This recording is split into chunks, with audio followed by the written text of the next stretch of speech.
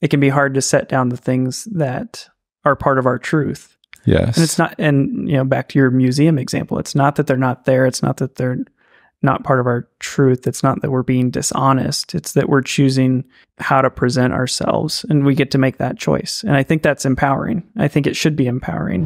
Hey, you all, Chris Miller here, and welcome to the Talk to People podcast. If this is your first time, let me quickly say that this whole entire podcast centers around one thing, and that is the importance and power of social connection. I firmly believe that your life is better when you live it with quality relationships, and the more social connection you have in your life will lead to living a fuller life that's more resilient to stress. Each episode I release features a new conversation, and the conversation you're about to see is with Jared Auten.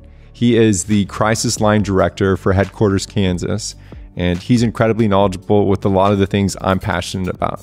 And in Jared's day-to-day life, he works closely with crisis and suicide prevention. What do you say to people in times of need?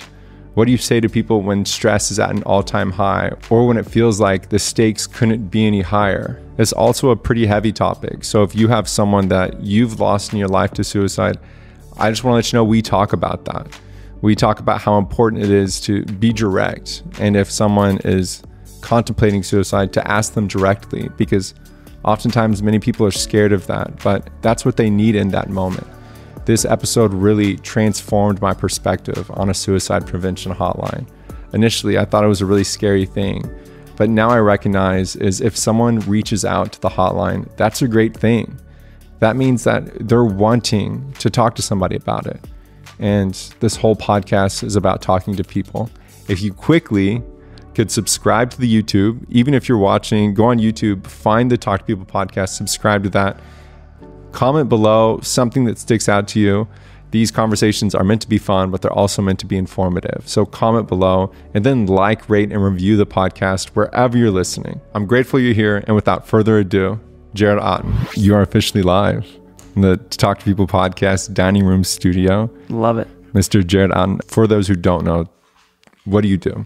I work at Headquarters Kansas, and we are a 988 contact center, so the 988 Suicide and Crisis Lifeline. And then we're engaged in suicide prevention and intervention, and we do policy and advocacy work. And we've been an organization in Lawrence for almost 54 years. And yeah, we're a community of volunteers, staff, donors. So yeah, it's an agency that I've been connected to since 2013, which is when I became a volunteer counselor, and that kind of kicked off my, involvement in suicide prevention. So Katie Richard, shout out to her. She is a friend of mine, but she reached out to me and sent me this picture. So she works with the agency, and the agency at the time was having a seminar about belonging and the power of community and people, but they were doing it in response to suicide prevention. And it made me think about how important it is to have people in your life whenever you are, one, navigating a crisis, but two, when you're talking to people on a suicide hotline, because I imagine you're asking questions and you're listening deeply. And one of the things maybe that you ask is, talk to me about the people in your life. Do you have those people? So I began thinking about this, and it was, I want to talk to somebody who knows this world. And then I reach out to one person, and then before you know it, we're getting coffee. So I'm really grateful that you lend your experience and your wisdom about some of this, because I think about it, because I imagine it being a bit nerve-wracking for someone who's taking a call like that. Yeah. It's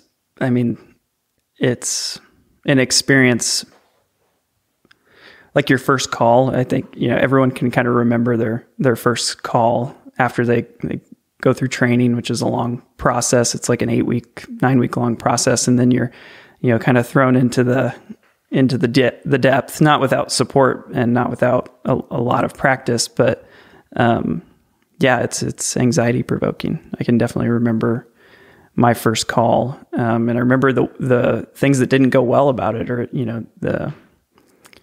the struggles I had, and then the reflections I had afterwards, feeling like, oh, I didn't do enough, or, this didn't go how I expected it. And we deal with that a lot. We deal with that kind of questioning a lot as caregivers or supportive people, right? So, yeah, it's definitely tough work, because those conversations are not ones that we're accustomed to having in our everyday lives. And you may stress yourself out, because with sales, if you don't sell the person AT&T, they're going to go to Verizon. They may get T-Mobile. I know around here I get calls from Midco and, oh, we got AT&T fiber. But for that line of work, you may stress yourself out thinking, if I am not able to communicate or listen to them or perform well on this call, they may take their own life. Yeah, I think that pressure is something that a lot of people have, especially before the people who want to become a volunteer or participate in our training are there because they want to help. And they have an idea of what that helping looks like before they ever get started. And usually that idea shifts over time as they kind of learn about our approach or our philosophy for helping. They learn about the skills, obviously, but to a large degree, you have to adopt a mentality of like being invested, but not all the way. And I want to nuance that a little bit, I guess. Like, we obviously want to show up, we want to care and be very present in the moment. At the end of the day, and this is a reminder that we have to remind ourselves routinely, is you can only do so much. So you can only, you're doing what you can to the best of your abilities at any given time. The person who reaches out, they reached out, which indicates that there is a part of them that wants to stay safe or wants to get help, make a change, whatever it is. But you can't make that change for them, and you can't act on their behalf, and their choices are their choices. And we have to grapple with that routinely and sometimes with each interaction that we're having. So it's some mental gymnastics, and it takes a lot of support. It takes a system of support. You can't invest yourself completely, because then if you did, you want to be able to invest in the other people. And yeah, that is a nuanced subject. Yeah. And you don't want to overinvest, over-identify. And this is something kind of relating back to my own personal experience or my own grief experience and journey working in suicide prevention. It's like, there was a time where I over-identified with my loss. Like, it was the most interesting thing about me. And, it served me because it connected me to a community of people through headquarters. And since then, it connected me to other communities. Yet I was placing it at the center of my world, or at the center of my identity. And it was no longer serving me. It was becoming something that was too heavy, or too, always thinking with that kind of leading.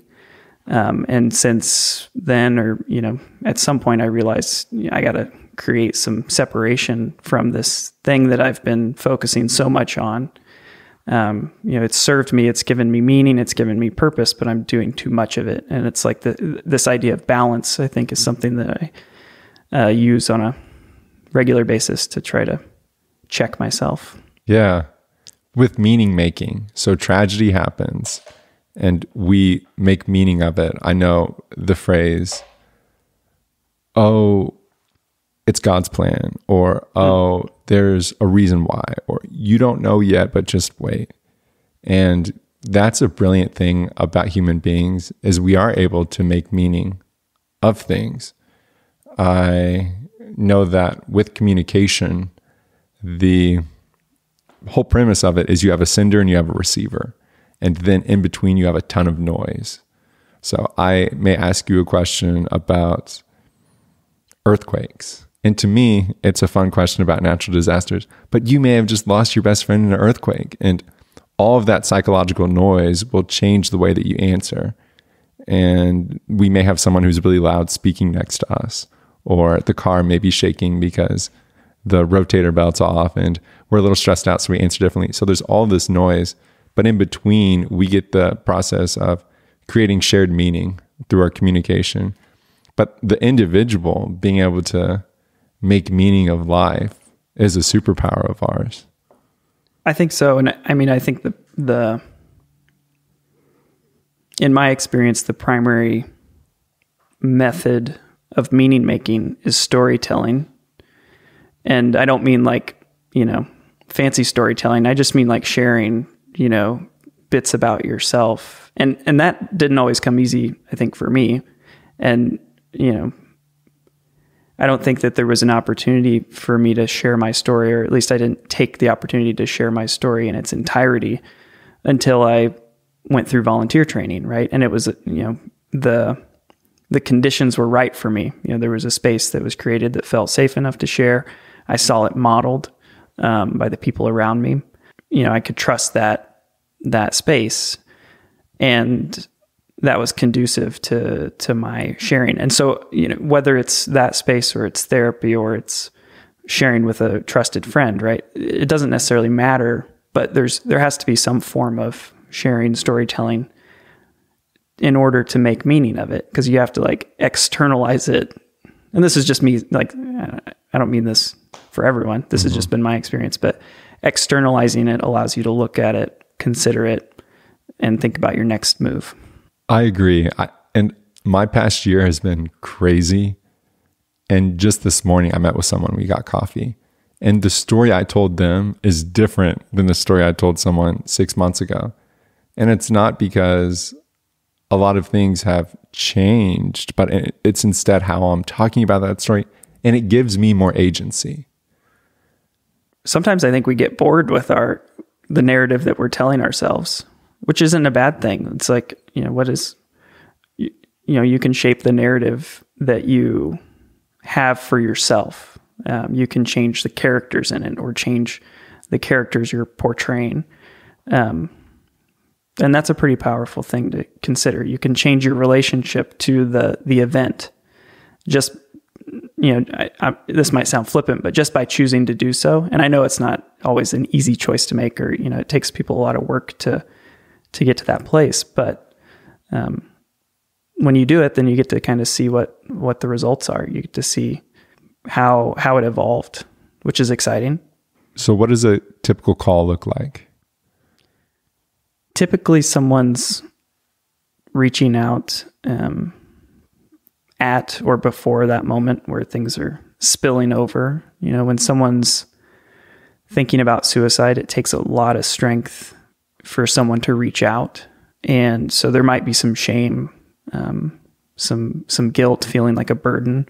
I think these are common things we hear from callers and things you can imagine. If you're in a place where you are very vulnerable and the only support you feel like you can reach out to is a crisis line, and you're talking to a stranger, what does it take to get to that point?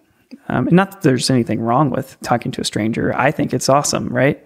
But I know that it takes some vulnerability, some strength to get to that point. So it's a really beautiful thing to witness. It's also intense, right? Because whatever someone's going through is now being thrown at you. You're trying to understand a complex situation, complex feelings. Ultimately, our goal is, not to take power over that person or their situation, but to allow them to understand their options, understand their situation, where they fit within it, to make choices. We obviously fall on the side of, like, we want people to make healthy choices. We want people to make safe choices. We have that bias. We operate with that bias.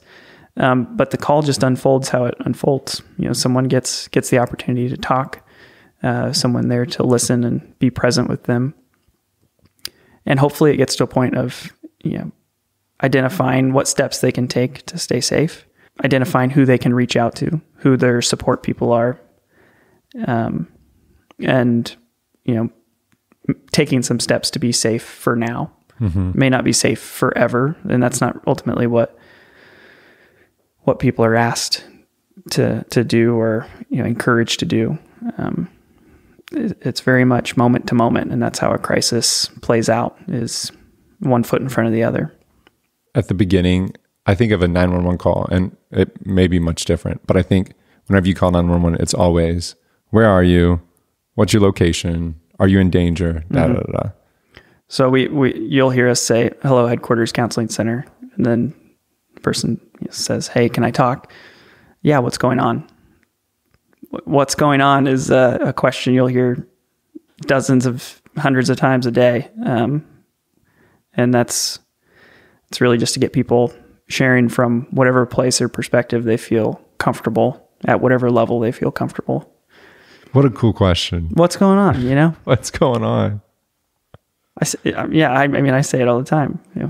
It's a great platform, and it's funny how simple that is, because we will overthink. One of the questions I was thinking about asking guests whenever they come on is, what's your favorite question to ask people? That question right there, what's going on, is perfect, because then it's like, all right, ball's in your court. Take it however you want. Just share. Yeah, it can be hard. It can be hard to know where to start for a lot of people.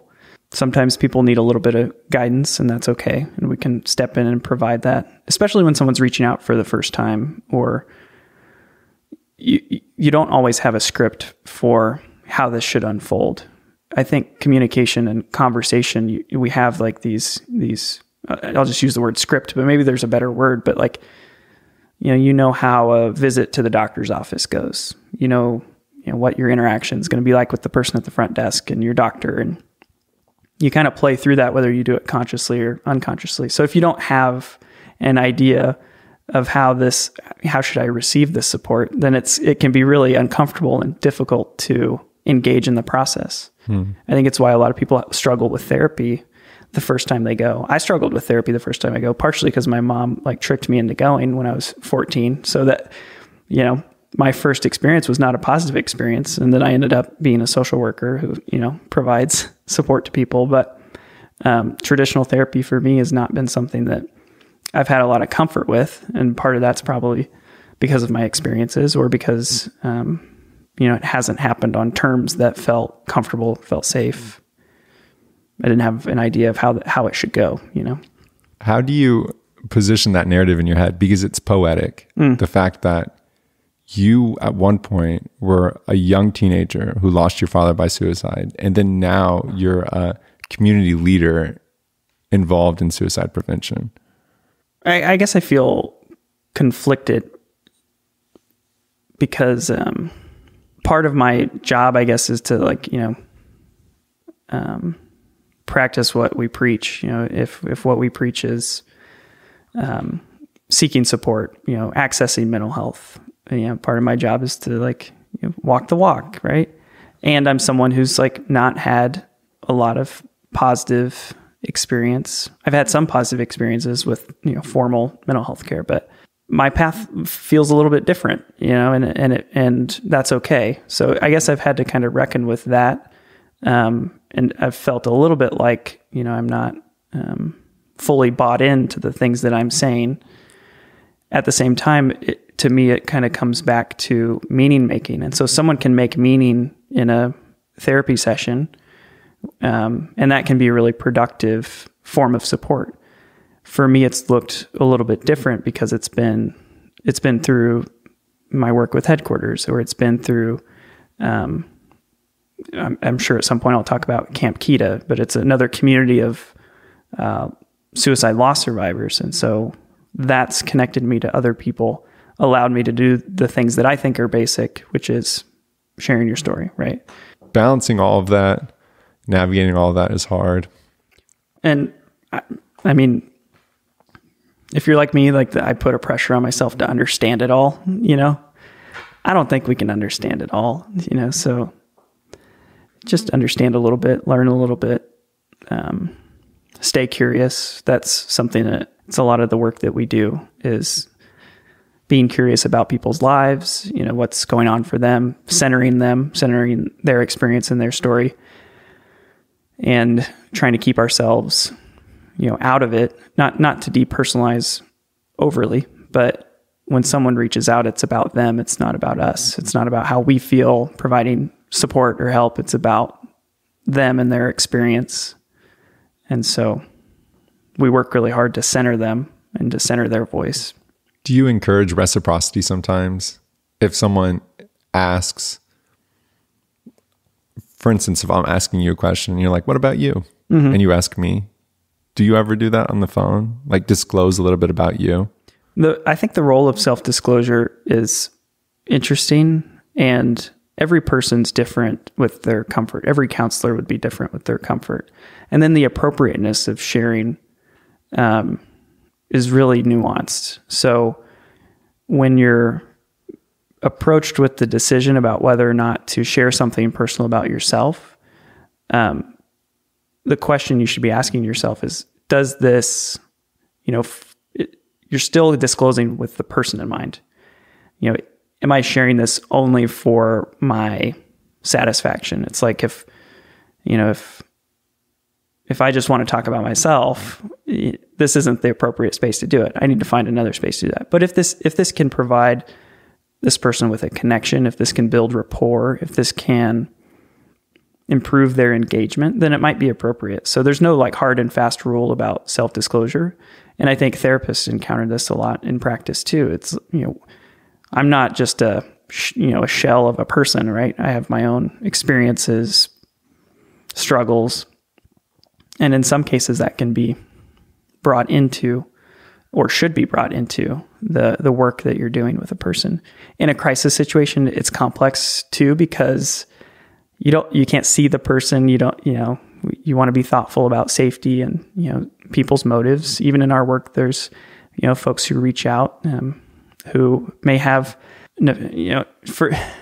nefarious is kind of a strong term, but, their motives might not be pure. That's the nature of the work. People have the option of being anonymous, which is really important to access, and it can be something that's unfortunately abused. Not to dwell on that, but it's just a part of the work too.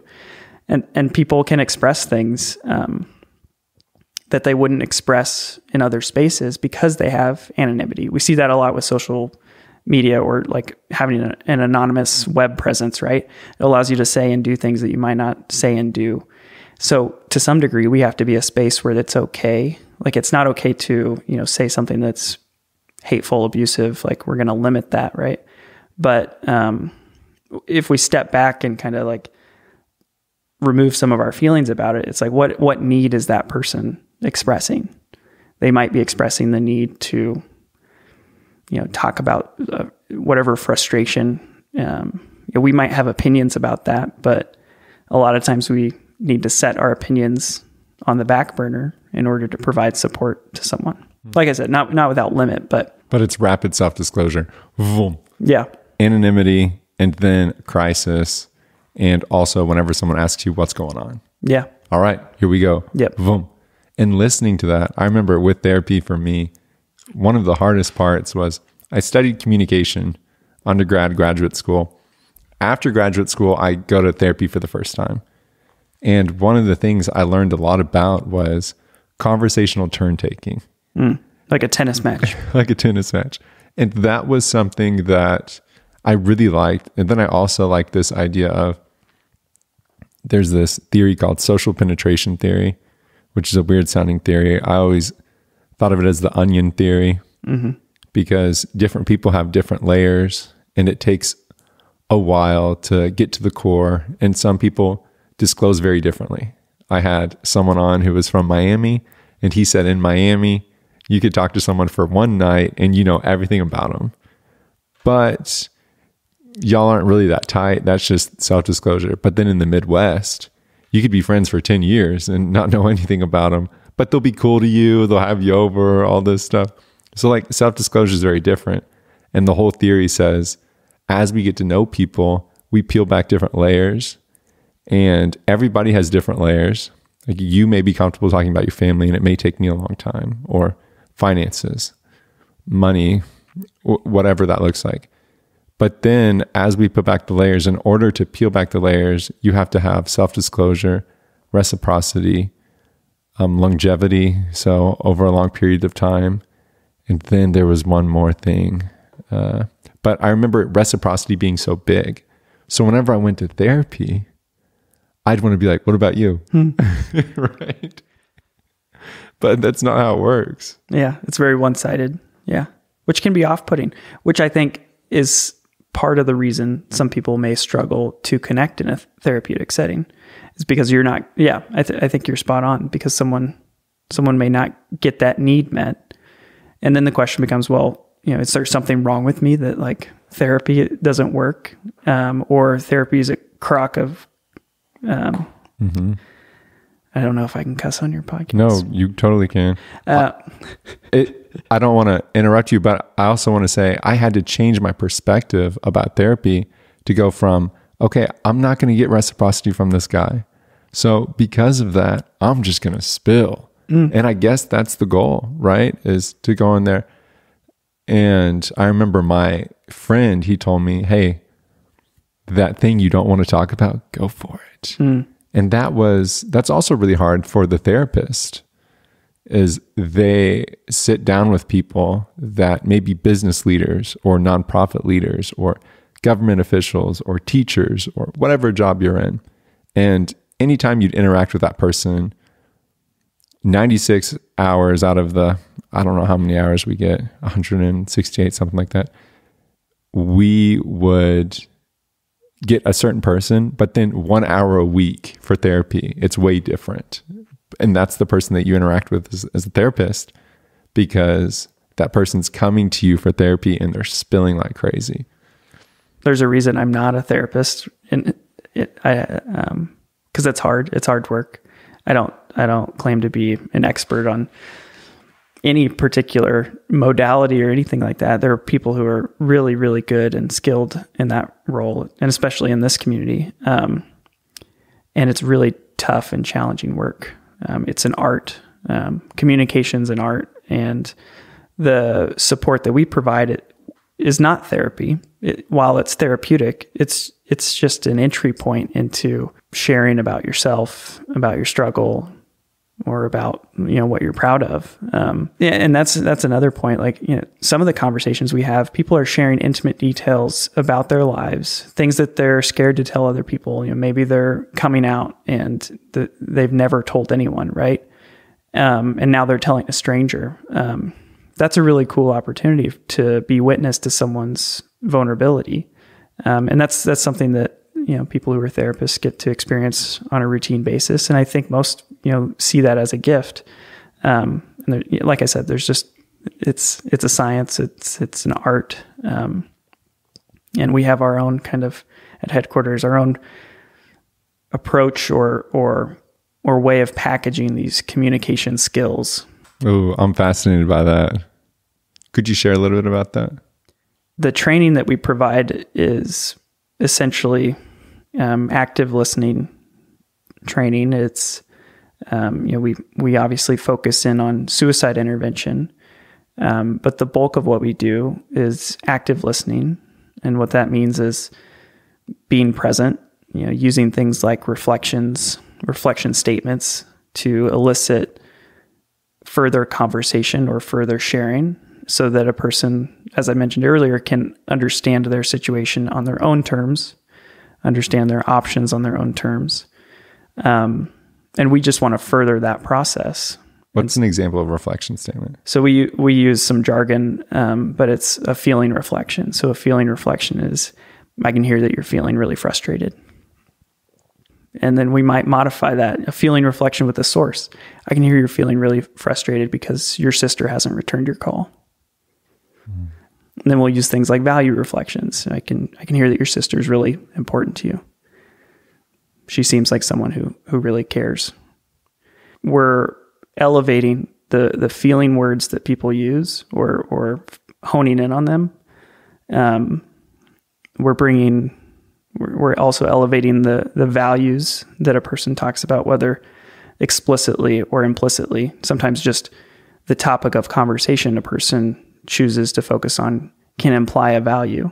Values can be tangible, your sister, your finances, your dog, or they can be intangible, things like safety. We have a lot of things that are important to us that we talk about that we may not be aware of. And so by examining your values, you can better understand how you want to act or what steps you want to take. I think about it, conversational curating with the museum curator. When you go to a museum, you have, or an art gallery, all of these paintings on the wall. And they're so beautiful, and the curator knows everything about them, and you get to you go through the tour, and oh wow, look at that, look at that, look at that.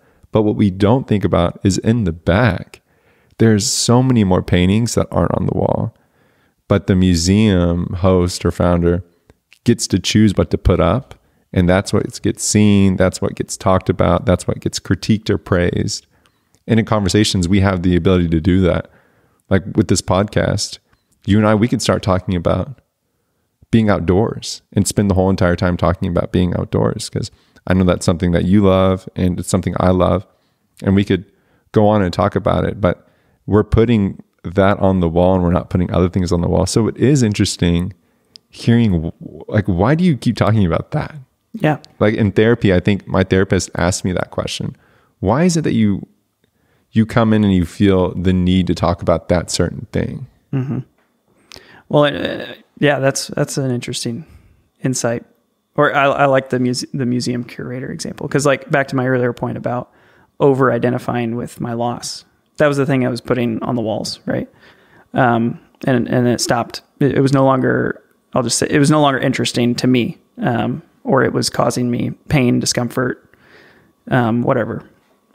And so I had to take it down and put something else up. So that's a helpful way of, I think, framing it. And what you choose to put up there is also,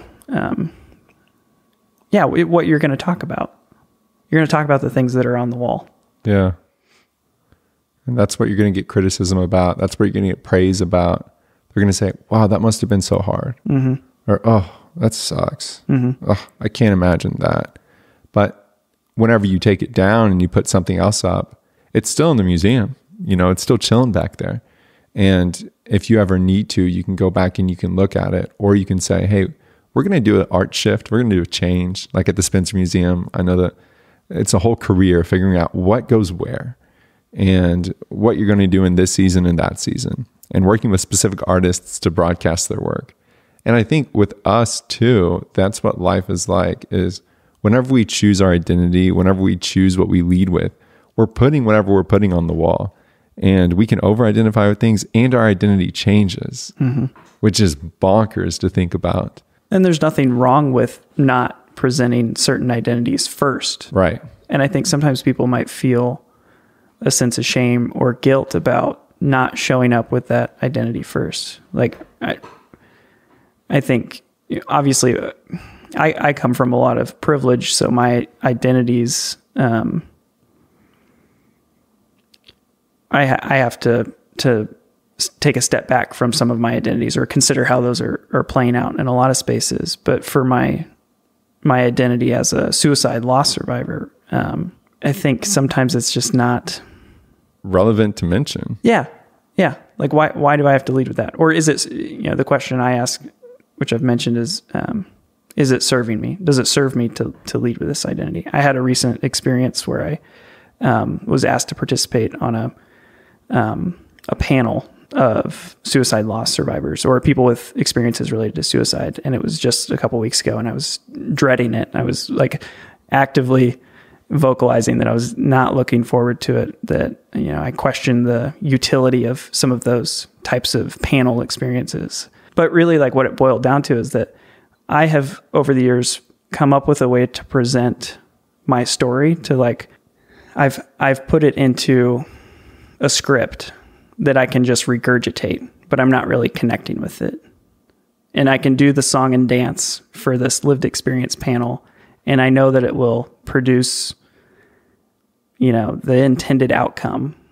but that doesn't serve me. It just feels like I'm exploiting my own experience, or that's potentially someone else is exploiting my own experience. And that doesn't feel good either way. And so I had to choose how I was going to relate to it. Was I going to do the kind of the same old song and dance, or was I going to try to get something out of it for myself so that I didn't feel so icky as a result? And, I chose kind of the latter.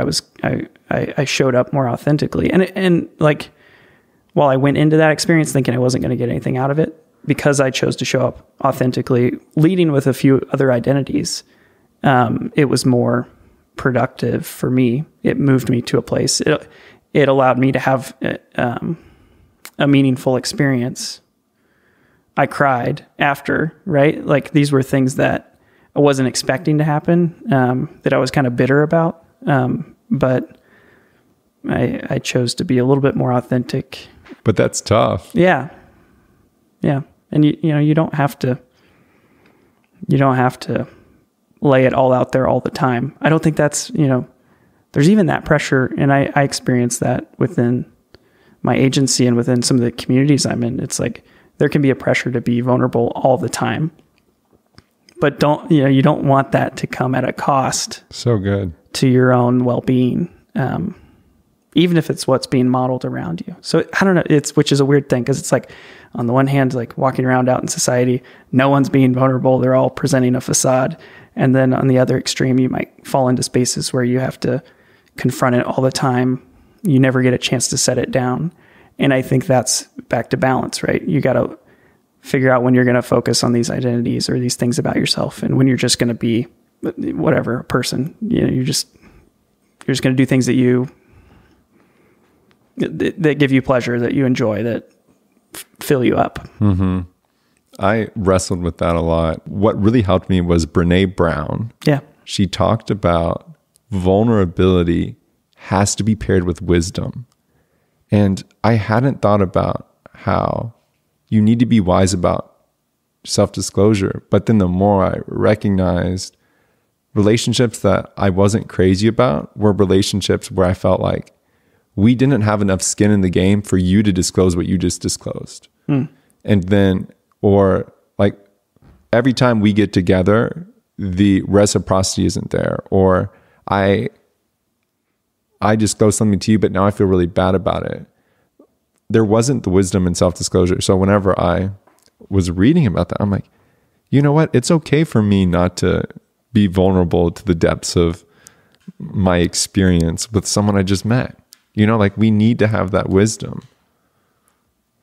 Yeah. I mean, we kicked open this podcast talking about my suicide loss.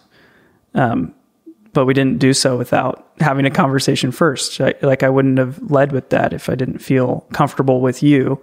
And I think that's kind of the assessment people should make, is like, is this a person I can trust with a part of me that feels raw? With your active listening, one thing that really stuck out to me was you were talking about like pressing on uncertainty or questioning uncertainty. Like, whenever someone calls in, they're like, I'm not sure. I've been thinking about suicide, but I'm not sure. And then asking these questions, well, what's making you uncertain? Yeah. We teach about the concept of ambivalence or uncertainty related to suicide. So one thing that's really common for people who struggle with suicidal thoughts is like having one foot in both worlds. There's a part of you that wants to die, and then there's a part of you that wants to live, or feels a sense of, what if, or whatever that looks like for the individual.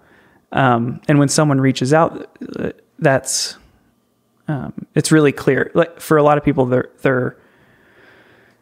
they wouldn't think that someone who's calling the crisis line is uncertain. They think, whoa, this person's really determined to kill themselves. That's the stereotype. Yeah, but they've also reached out. So that's, cue number one, that there's some uncertainty.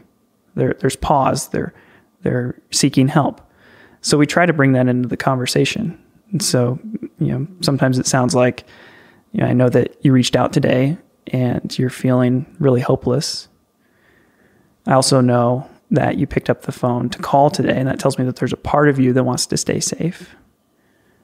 And suicide's a very, very real option for you. So I want to talk about, the part of you that does want to die, what's been going on that's gotten you to that point. And we intentionally focus on the part of them that wants to die first. Because if you jump right to, tell me about all the reasons you want to live, right? That can feel really invalidating and is not going to be productive for most people.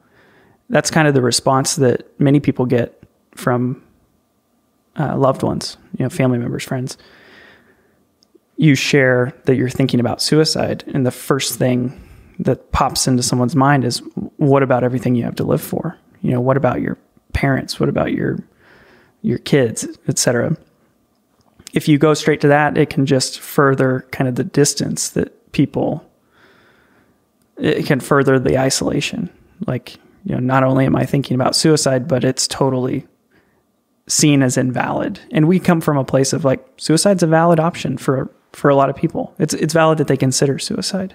We can understand, we can empathize with a person, and because we spend time thinking about, reflecting on what gets a person to thinking about suicide, we can understand how it makes sense in that person's mind, in that current state, that it's seen as an option to end the pain that they're experiencing. And they've reached out. So that's an opportunity. Yeah.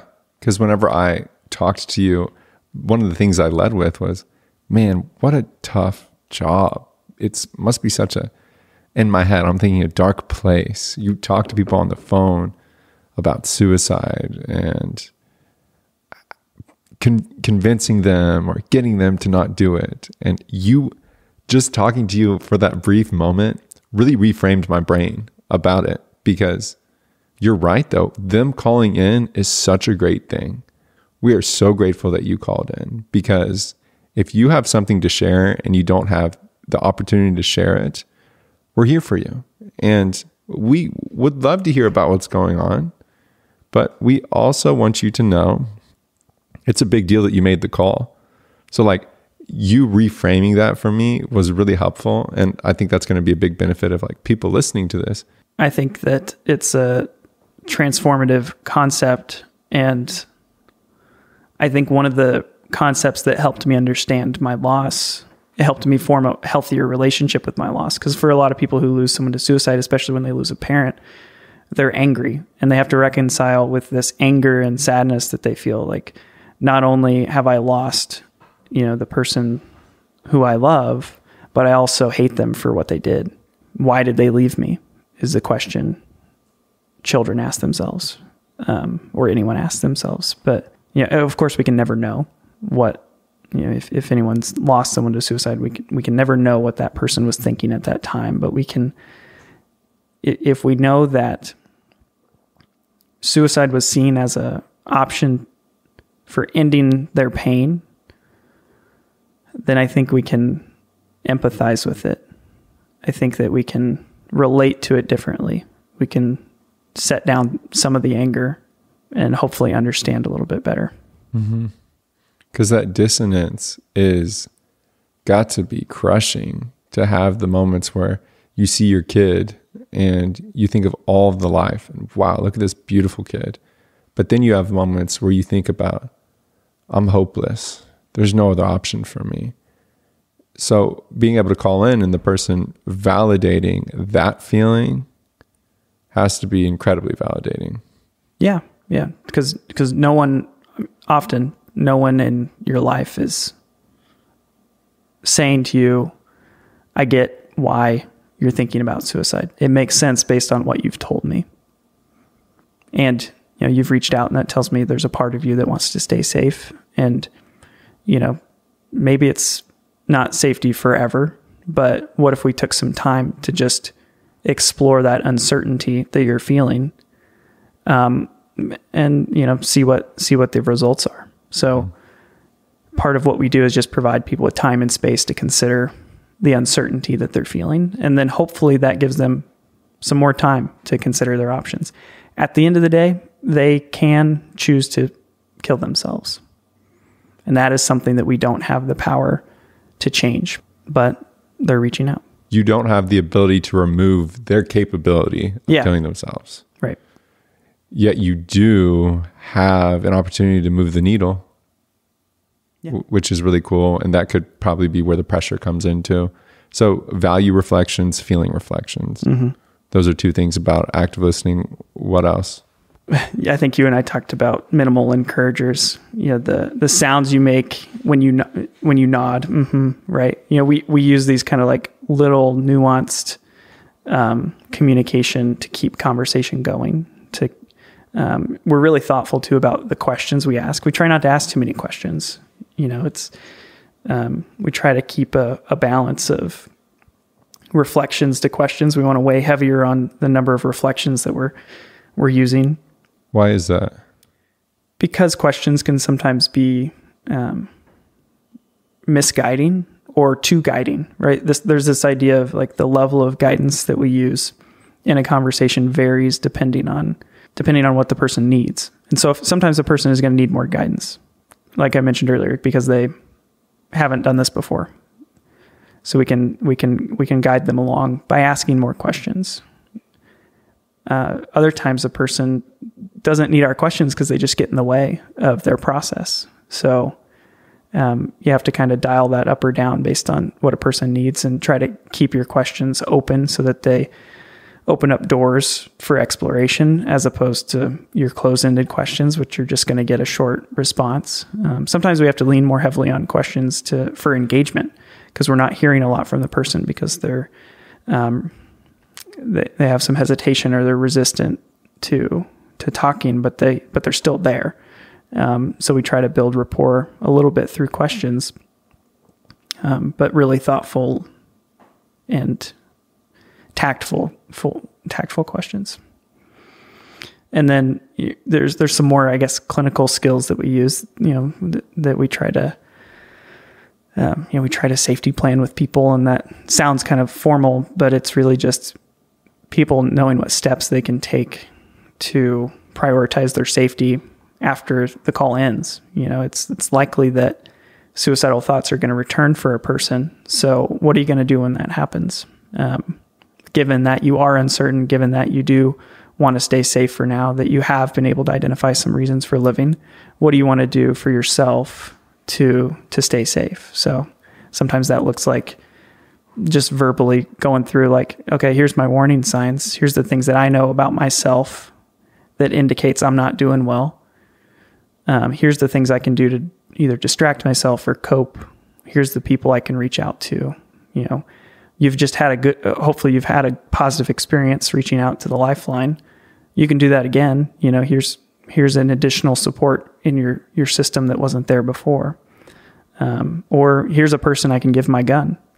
Here's a person I can pass off my medications to. Like talking about access to lethal means is something that's really important, especially related to firearms. So all that kind of gets wrapped up into the conversation that we hope is collaborative, that we hope is person-centered, so that a person's driving their own car and ship, and like we're not doing too much leading. It's a lot of stuff that people would feel scared to ask. Yeah.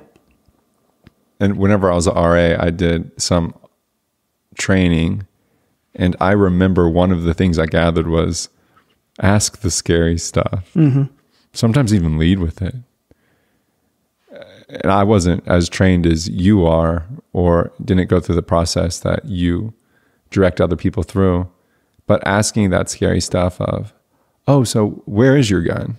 You have a gun, right? I know you've talked to me about it. If I'm talking, I know of like a situation where a friend had a gun and then had suicidal thoughts. So it's like, okay, that's in a similar ballpark. Let's talk about that, right? Mm-hmm. Where's the gun? Do you have ammo? Things like that, questions that I think a lot of people are scared to ask, but access to lethal means. Yeah. And along the lines of asking direct questions, we train people to ask directly about suicide. And that's something that can be a big hurdle for a lot of people. They might hold some myths that asking about suicide puts the idea in someone's head. That's a common one out there. What we know is that it's incredibly protective to ask directly because it opens up a door. It sends the message to the person that you're a safe person to talk about suicide with, that you're confident talking about suicide, whether you're freaking out on the inside or not. It doesn't so much matter as long as you ask directly and then really understand that, okay, suicide is what we're talking about. Let's talk about that. Yeah. Because that's the most important thing right now, your safety and the fact that you're thinking about suicide. So saying the words clearly, are you thinking about suicide, is a perfectly okay, encouraged, protective thing to do. And it communicates you're willing to go there. Yeah. I'm willing to go there. Let's talk about it. Yep. You've been alone with these thoughts so much, and you're so nervous that nobody else will talk to you about them. But I am willing to go there. Being direct in this moment is being kind, and it is being smart. Let's be direct about that. You mentioned the one thing, you're talking about how questions can be guiding. And I have such a hard time with that with podcasting because we can take this anywhere, and knowing what questions to ask, because you're totally right. I just recently started prompting people rather than asking questions. So sharing something and not even making it a question, just stop talking. And I don't know why it took me so long to figure that out, but it helps me because they can either respond to what I just said or they can go back to what they were saying, right? But whenever I ask a question, it really does. It'd be like an author writing a book and they have a really good chapter. And then I come in and I say, all right, second chapter. It's like, whoa. I need you to wrap it up. Yeah. We were just getting started. So knowing those questions to ask has been really hard for me. Yeah. Conversations are connections. A suicide intervention is a conversation, right? It's establishing a connection. And I think it's natural for people to bounce off of each other. So, everyone has friends where it's like, you get together and you're sharing stories or, you're just bouncing off of each other and it feels really natural. It feels really like things are clicking along. And then everyone has friends where it's like, it's hard to converse, it's hard to, because things aren't clicking. That's okay too. I mean, it's okay to be around people who your primary form of connection is not conversational based, but it might be activity based. Or, I have lots of people in my life who we're connecting around an activity as opposed to, maybe a shared topic or of interest or a shared set of values, right? It can be different. Like you're into soccer, right? You're connecting with people. You're not communicating with them when you go out on the field, a little bit, but you're playing a game. Nothing big. And it's funny, people will laugh because sometimes I'll be like, hey, how was your weekend? And they'll be like, dude, we're playing soccer. Get out of here with that. Yeah, get out of here with that. Or they'll be like, good. I'm like, yeah, what happened? And they'll be like, stop. And one thing that's been helpful for me, I learned it whenever I was an RA. My first year as an RA, I tried to be everybody's best friend. Yeah. All of my residents. Be like, oh, hey, this is Jake from Chinook, Kansas. This is Chris from Kenosha, Wisconsin. This is John from Omaha, Nebraska. And I studied everybody, like the roster of a sports team, and knew their class schedule and everything. And I got so disappointed because they all didn't want to be my best friend. Yeah. I was like, what? And learning, they have that connection present. They have it, and you need to be grateful for it. And with soccer, what I recognize is I won't be able to connect with everybody. And knowing that is so freeing. Knowing that I value that social connection, so I'm going to try and connect with people. But everybody that shows up, I'm not going to be able to connect with them all. So it's been really helpful because recently people have approached me about doing social events. And I'm like, perfect. I'm really excited to attend. Let me know when you plan it. And that helps out, right? Because then other people are planning things and then I just show up as a participant rather than as organizer or commissioner. And it removes pressure from me. And then it helps me realize like, hey, I don't have to ask open-ended questions to all 30 of these guys. Yeah. I could just show up, not talk, play soccer. Yeah. I think for people who, I mean, all of us crave connection. Like we all need a sense of belonging. And I think sometimes it can feel like you're missing opportunities if you're not putting all the effort into connecting with someone, understanding them. But that's also exhausting. It's super. And I will have FOMO for people. Yeah. Whenever I show up to a big event, okay, Jared, I'll talk to you. Yeah.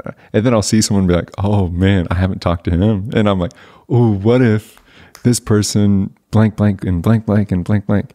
And it's not really helpful for me. Yeah. Yeah. I went to an event last night and there was one guy who I didn't really talk to. And due to that, he was mysterious. So I was in one conversation, I was thinking, oh, I should talk to that person. Mm-hmm. I ended up never talking to him and focusing on this conversation. It worked out really well. But it's funny how I'll get FOMO with social interactions. I bet introverts cannot relate. Right.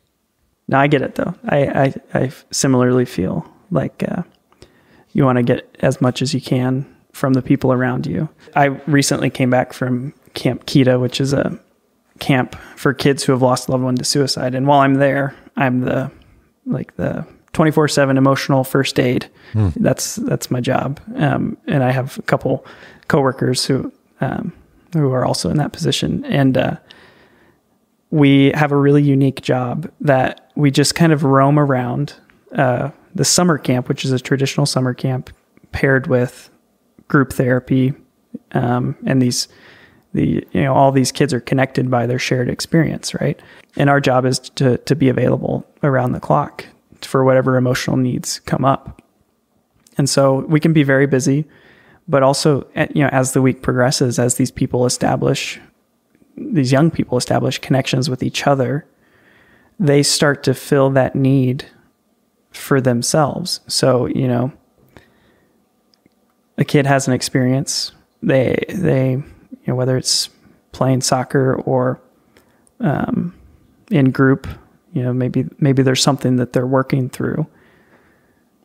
They're crying, they're, taking a moment for themselves. I have a choice. I can go intervene. I can go insert myself into that person's experience. But more often than not, what we see is someone else, comes in, a peer, or someone who they've really connected with. Or they just get that time and space to have their own experience, right? So there's just being so active. Like sometimes we just have to take a step back and kind of let things unfold and not try to exert so much control over a person's experience or our own experience. Like you don't have to manage every interaction. And I think that's something that's played out at Camp Kita, but also plays out in everyday life. Yeah. Creating the absence and allowing others to step in. I mean, with this podcast, it's been growing, which is really cool. But recently I've hit a point to where I'm limiting it. I need to get other people on. I need to get a team. So yesterday I spent some time working on a team application and coming up with roles. And it's all people who would like to give their time. Right now, it's not a large revenue generating organism, but at some point it could be. And there are people who want to be involved and people want more experience and they could build their portfolio. But it's so hard for me to give up that control. And I know that with conversation, it's funny that we think about it or that we don't think about it, but it's same thing. Like it's so hard for me sometimes to show up to a social event and not really, and just listen. And I know with that camp role, your job is to navigate and be there, be the trusty sidekick for people as they navigate really hard emotional stuff. Yet also providing the opportunity for others to step in and feel that connection. That's tough. It is. Yeah. But I don't know. It's cool to be witness to some of the things. And I think that's how I've kind of shifted it. It's like, it's okay to be an observer or to just notice what's happening. And there's a lot of value in that as well. Yeah. We don't always have to be at the center of what's happening. Yeah.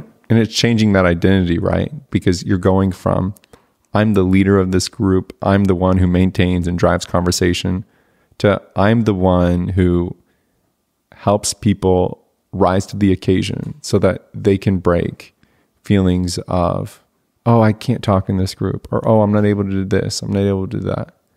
You can, and you switch that perspective. For me, I think about how you said over-identifying with something. I hadn't even thought about the process of over-identification, but that makes so much sense because we can get ourselves locked into something. For me, for this past year, my narrative has been, oh, I was in this job. That was this fancy job.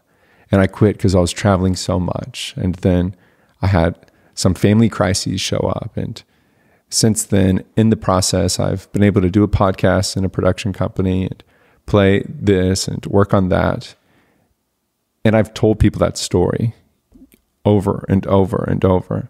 And just thinking about how you said over-identification makes me wonder, I wonder what would happen if instead of thinking about all of that, I said, yeah, so I'm currently building an independent media studio and I produce podcasts and I create content that helps connect others. And boom, that's it. And that process, because it's true, I'm not lying, but then that whole long story, I'm not lying with that either. So deciding what to pick and what you're identifying with, I'm like thinking of that in the moment right now. Yeah, that's cool. I mean, it can be hard to set down the things that are part of our truth. Yes. And it's not, and back to your museum example, it's not that they're not there. It's not that they're not part of our truth. It's not that we're being dishonest. It's that we're choosing how to present ourselves, and we get to make that choice. And I think that's empowering. I think it should be empowering. It's one of the things actually about summer camp that I think, I didn't go to summer camp as a kid, but I've gotten to go to Camp Kita the past several years, and people show up at summer camp and it's like you're out of your normal context. You're out of your school, your sports, whatever, and you're meeting entirely new people. And that is an opportunity on a small scale to change how you relate to people, to think about your own narrative, to try new things, like to uncover new interests.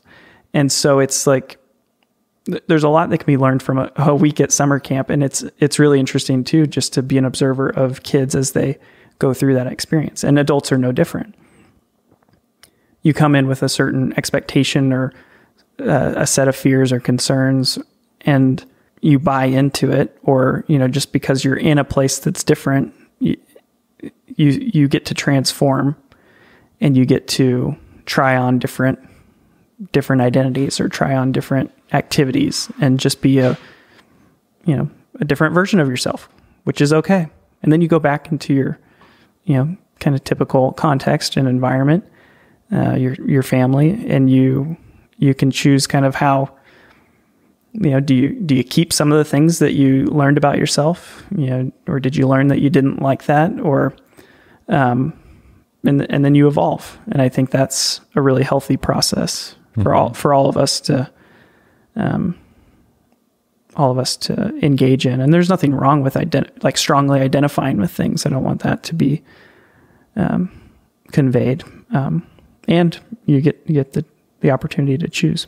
There's nothing wrong with having a strong identity, having a leading primary identity. Whenever people make podcasts, I tell people, you have to have a primary identity. What are you going to be talking to your audience from? You could be a police officer, but also someone who works out a lot. Are you talking to them as a fitness nut or as a cop? And you can have several identities, but pick a primary. And I think that similar to life, we can have our big identities, but we're not bound to them. And that's so encouraging. We're not bound to them. Regarding questions and reflections and knowing when to ask a question and knowing when to reflect on a value or a feeling, I know you mentioned 3-to-1. Is that something that you use throughout your work?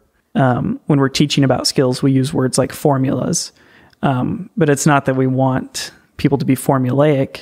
The reason we call them formulas and the reason we teach the way we do is so that when someone calls in crisis, your cortisol levels rise and your anxiety's up as the counselor. And so when you practice things in a formulaic way, you form habits that then serve you in a crisis moment when it's harder to access, the executive functioning part of your brain. You've got things that are, you've laid some solid foundation for the work that you're going to do. And then when your anxiety levels out, you can engage in a more, in a way that feels authentic and feels like you're connecting with the person.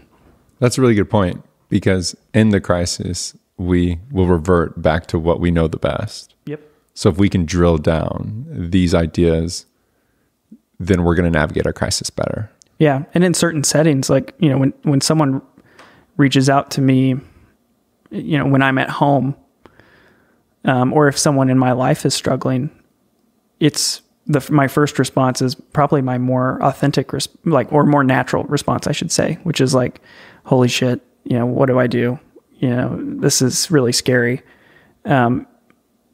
Whereas if I'm in a professional setting where it's like, then it's easier to access those skills. Mm-hmm. And so like even people who learn these skills or, feel really comfortable and confident, like it's still scary. It's still someone you care about. And it's like, you can't take that away from the situation. You just have to try to notice when you're doing it and then recalibrate to the person.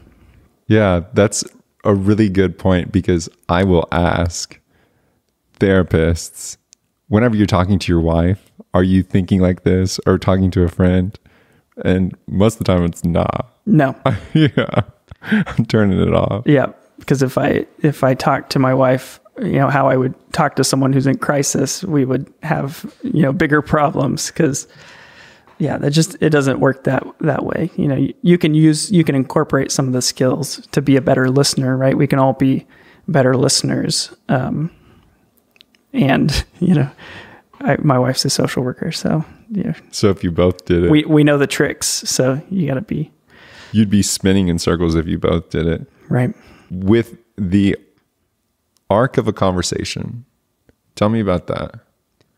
I don't know. I kind of think all interactions or conversations might have an arc. There's all these like storytelling elements that I feel like are kind of weaved into our conversation today. And I don't know a lot about storytelling, but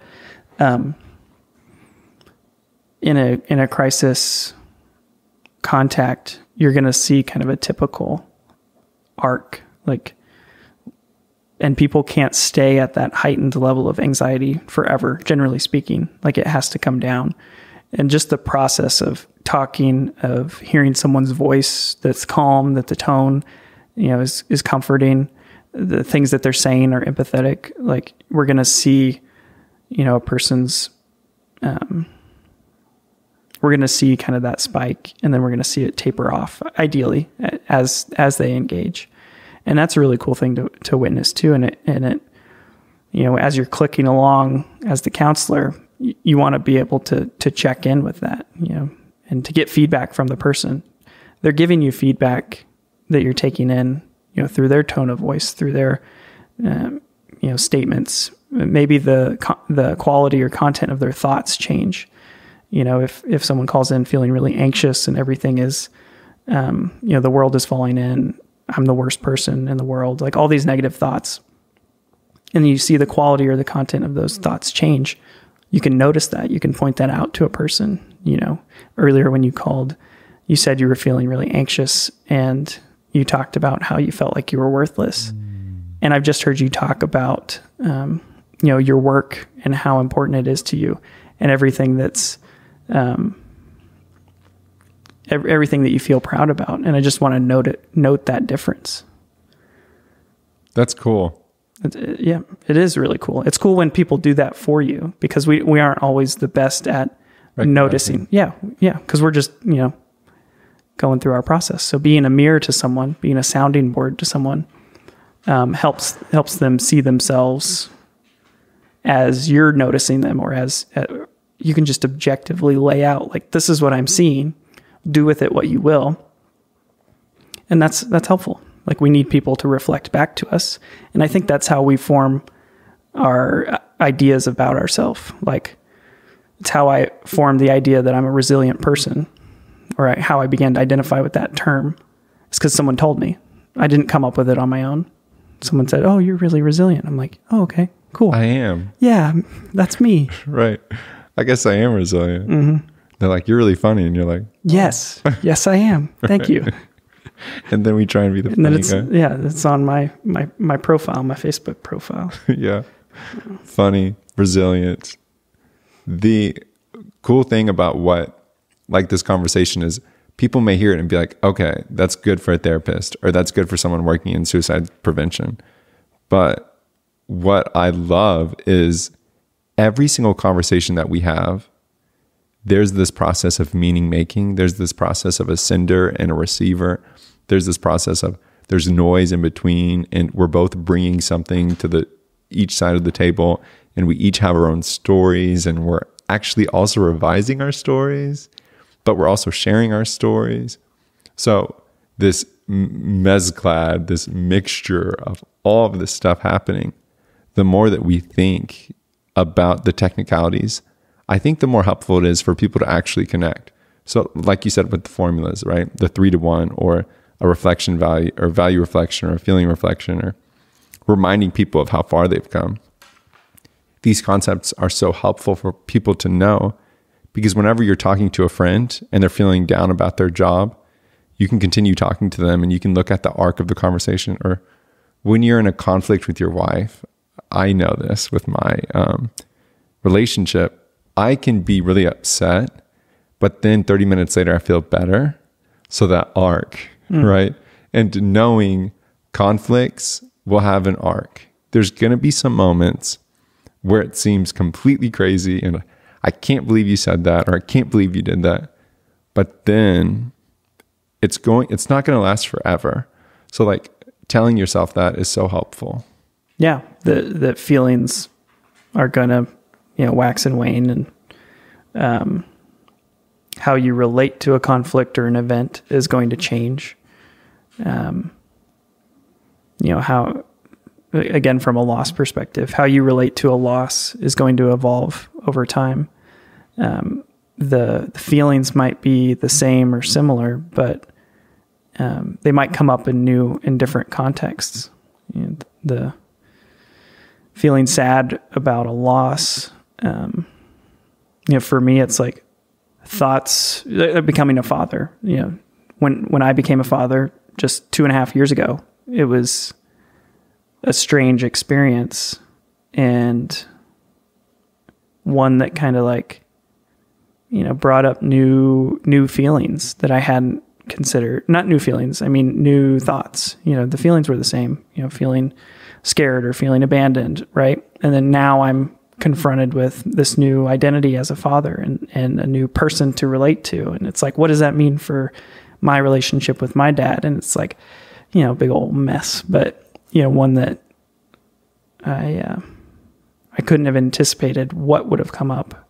I did know that I was feeling apprehensive about it coming up at all, becoming a dad. So I don't know, it feels like an example of just relating to events differently over time. Mm-hmm. But yeah, things not being forever. I have 2 questions that I ask every guest. Okay. First one is, if you could write a book, what would you write about and why? If I could write a book, I think it'd be about connections. I don't know what form that would take, but like noticing connections is something I do, whether it's in interactions or whether it's like out walking around outside. It's like connection is something that keeps me grounded. Whatever the book would be, it would result in the reader feeling more connected. Hopefully. And then second question being, if there were a billboard that was going to be seen by millions of people, what would you have it say? Oof, that's a tough one. I mean, the suicide prevention part of me would want, I don't know. It's like, do you go with something funny that brings people joy? Right, while they're driving. Yeah. Or do you go with something that's, meaningful? Maybe it'd say connection. That's boring, but that's all. It just says connection. Connection. Get connected. Get connected. Yeah. I don't know. Yeah. Right. Or smell the roses. I don't know. Yeah, we can workshop the billboard. Yeah, we've got time. Yeah, we've got time. Or it could say call 988. There's a lack of billboards. Those billboards. Yeah. I am hopeful that we haven't touched on that much, but part of my work is getting the word out there about 988. Hey, let's boost them. Yeah, so people should reach out to 988 if they're concerned about themselves or a loved one, and it connects to us if you're in Kansas, and it's a resource for people. So yeah, that's the better answer is connect to 988. And you're still dealing with connection in 988. So I think it's like best of both worlds. So let's pretend like someone hasn't been listening to the podcast at all. What is 988? 988 is the new 3-digit dialing code for the National Suicide and Crisis Lifeline. And so it's a network of over 200 independent contact centers that have a staff or volunteers who are trained to answer and provide support over calls, chats, and texts. And so it's available nationwide in the United States and has been live for about a year. So it's an exciting opportunity to kind of redesign and reimagine what crisis care looks like. And it's starting with this new 3-digit number, which is intended to be more accessible. But it'll become a system of care that connects people to, some in-person supports, things like mobile crisis teams that can come to you when you're struggling, or crisis facilities, places you can go if you're struggling and need a safe place to be. So hopefully in Kansas, we'll get to a place where all these things are connected and supporting people in crisis, and then ideally moving people beyond crisis and getting to a place of stability or recovery. I think that's we're not just in the business of trying to put out fires, but trying to get people to a place of recovery, to where they thrive. Yeah, and it's hard to get there, and people need support to do it. So beautiful, my man. Well, thank you for being here. Yeah, it was fun. Thank you. It's a blast. If you are ever in need, 988, you can listen to what Jared just said again, a beautiful resource. I'm really grateful for what you're doing for the city and also for the state. And I hope that people are encouraged to know we have a big difference that we can make in every conversation. And we also aren't bound to our narrative. Okay. All right, nice. Folks. We'll see you next time. Take care.